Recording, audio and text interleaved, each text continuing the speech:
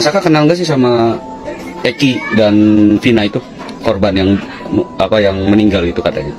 Dari kedua korban saya tidak mengenali semuanya. Nggak ada yang kenal satupun. Satupun saya tidak mengenali. Terus Mas Aka bisa dijelaskan pada saat Mas Aka ditangkap di BAP, di apa itu, Mas Aka seperti apa sih? Saya sebelum tertangkap saya disuruh sama paman isi bensin, sama adiknya paman juga. Habis isi bensin saya mau nganterin motornya paman itu. Pas baru nyampe mau nganterin motor udah ada polisi. Saya datengin, saya ke situ cuma nganterin motor. Malah saya ikut ditangkap juga, tanpa baru bangun tidur, main ke rumah saudara. Guys, assalamualaikum, izin state ya. Sampai puyeng kepala bunda ngikuti terus, karena kita bikin konten ini kan harus kita kuasai ya kan. Jadi begini, salam Bang Hotman. Daripada melaporkan Hotman Paris, saya rasa lebih baik mantan Bupati Cirebon ini mengklarifikasi melalui istrinya, karena posisi mantan Bupati Cirebon saat ini sedang berada dalam tahanan. Mungkin melalui istrinya. Mantan Bupati Cirebon tidak terima dikaitkan dengan kasus Vina dan akan melaporkan Hotman Paris. Kalau memang beliau tidak ada kaitannya dengan kasus Vina ini, harusnya dia memberikan klarifikasi. Menimbulkan kontroversi, menimbulkan dugaan. Saya setuju bahwa kasus ini banyak sederet diduga ya adanya peranan mafia hukum dalam hal merekayasa kasus ini. Karena kita tahu ada pelaku, namun ada 3 orang sampai saat ini masih bisa berkeliaran. Guys, setelah film Vina mencuri perhatian publik dan kasusnya kembali diangkat, mantan tersangka pembunuhan Vina Cirebon dimintai keterangan kembali oleh media. Berikut cuplikannya.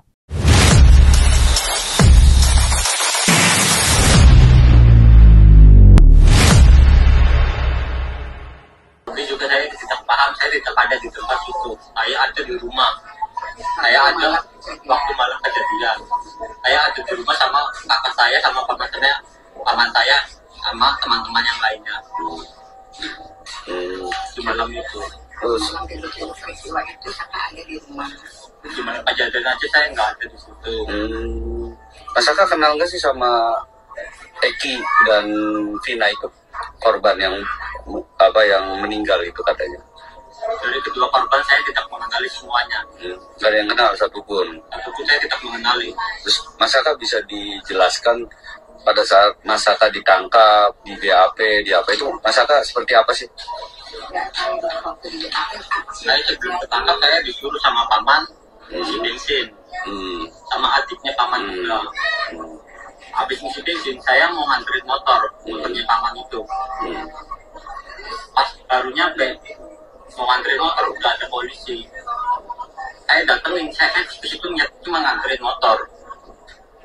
Malah saya ikut ditangkap juga tanpa status apapun, nggak ada penjelasan apapun, langsung dibawa.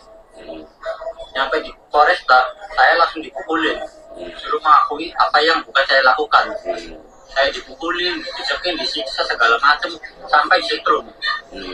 Terus akhirnya Mas Aka ngaku. Siapa yang nyetrum, yang mukulin siapa?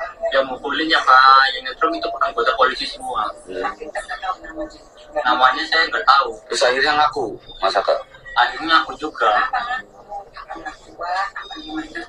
Akhirnya aku juga itu karena terpaksa.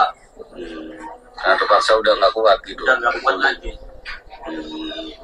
Terus Mas Aka sekarang kan dengar ada 3 orang yang DPO. Kenal nggak sih Mas Aka? Dari ketiga tersebut saya tidak mengenali semuanya. Terus dijelaskan lagi katanya Mas Aka dan 7 orang itu anggota geng motor. Apa benar itu? Enggak, semua itu tidak benar. Enggak. Punya motor aja enggak. Saya juga enggak punya motor sama sekali. Pada saat ditangkap, Mas Aka masih sekolah? Udah keluar, udah nggak sekolah. Guys, jadi ini adalah Saka yang merupakan tersangka dari kasus pembunuhan almarhumah Vina. Namun saat dimintai keterangan ternyata Saka ini mengaku dia tidak terlibat dari kasus tersebut dan dia ibarat kata dikambing hitamkan, bahkan dia juga saat ditanya tidak kenal secara langsung dengan korban, baik itu dengan korban Eki maupun korban Vina. Dan dia juga di sini tidak kenal dengan 3 DPO yang sampai saat ini belum ditemukan. Nah, di sini tentunya ada kejanggalan apakah keterangan dari Saka ini benar atau tidak.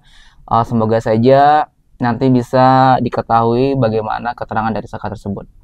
Daripada melaporkan Hotman Paris, saya rasa lebih baik mantan Bupati Cirebon ini mengklarifikasi melalui istrinya, karena posisi mantan Bupati Cirebon saat ini sedang berada dalam tahanan.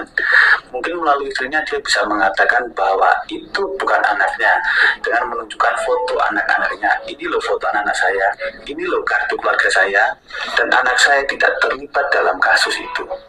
Karena saya masih menjadi wakil Bupati Cirebon dan kasus Vina ini berada dalam wilayah Cirebon, saya akan ikut turun tangan untuk menyelesaikan kasus Vina ini demi menegakkan hukum dan demi membersihkan nama baik keluarga saya dan membuktikan bila anak saya tidak terlibat dalam kasus ini.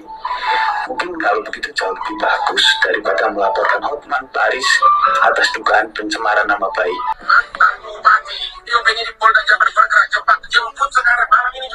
Guys, assalamualaikum, izin state ya. Sampai puyeng kepala bunda ngikuti terus, karena kita bikin konten ini kan harus kita kuasai ya kan. Jadi begini, salam Bang Hotman, salut, angkat topi aku Bang Hotman, ya kan.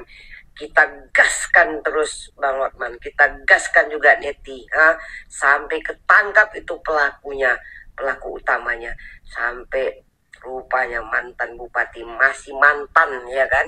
Nah, jadi tolong Pak Prabowo, Pak Prabowo presiden terpilih, tolong ini diungkap, jangan mentang-mentang dia pejabat tinggi semena-mena menghilangkan nyawa anak masih bocil-bocil begitu.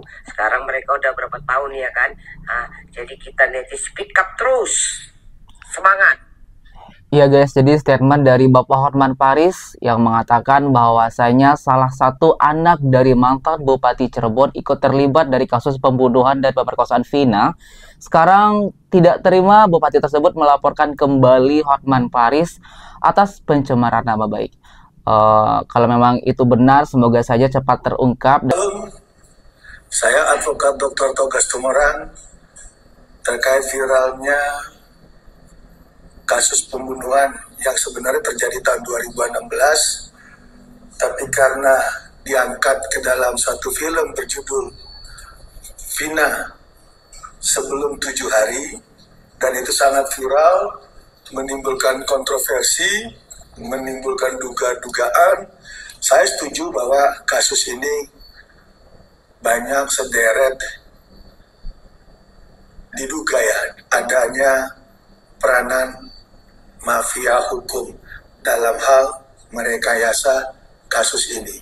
Karena kita tahu ada pelaku, namun ada 3 orang sampai saat ini masih bisa berkeliaran. Yang kita sangat sayangkan, kenapa tadi saya bilang saya yakin adanya satu rekayasa dugaan terkait permasalahan ini. Demikian juga kalau kita lihat daripada aturan hukum yang berlaku. Karena kenapa saya bilang tadi ini ada rekayasa dari mafia hukum, itu tidak bisa kita dari satu aparat hukum aja. Karena instrumen hukum di negara ini terkait pidana, mulai dari pihak kepolisian, kejaksaan, sampai persidangan di pengadilan.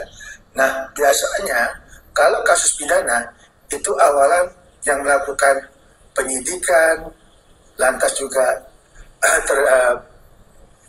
sidik maupun lidik, itu adalah pihak kepolisian.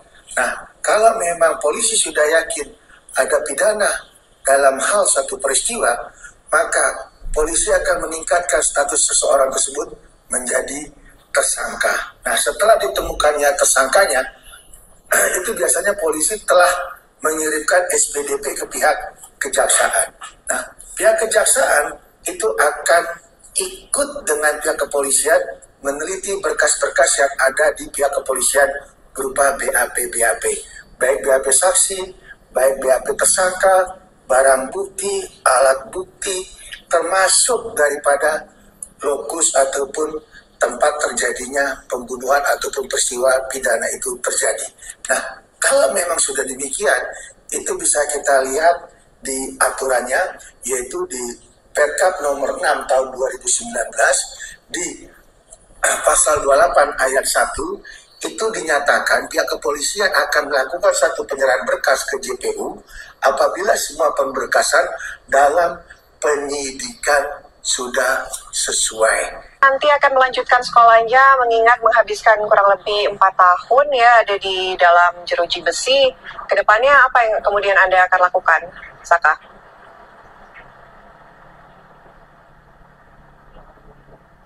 Ya, mungkin kalau dibilang sekolah lagi juga bingung saya juga. Udah dicapai gitu juga, main-main juga kan banyak tangga-tangga yang ngomong kayak gini.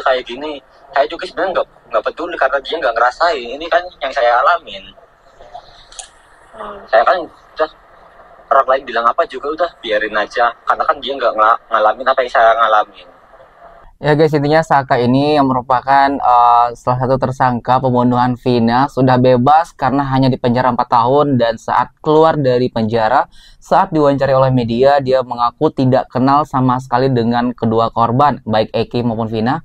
Dan dia di sini juga mengatakan bahwasanya dia hanyalah korban atau dituduh melakukan pidana tersebut, sedangkan dia merasa tidak melakukan hal tersebut.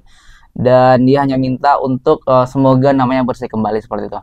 Oke guys, itulah berita terbaru mengenai kasus Vina yang saat ini mencuat kembali ke publik. Lantas bagaimana tanggapan kalian melihat hal tersebut? Silahkan berikan komentar di bawah ini sebanyak-banyaknya. Kami dari YouTube Biasa TV mengucapkan terima kasih dan sampai jumpa.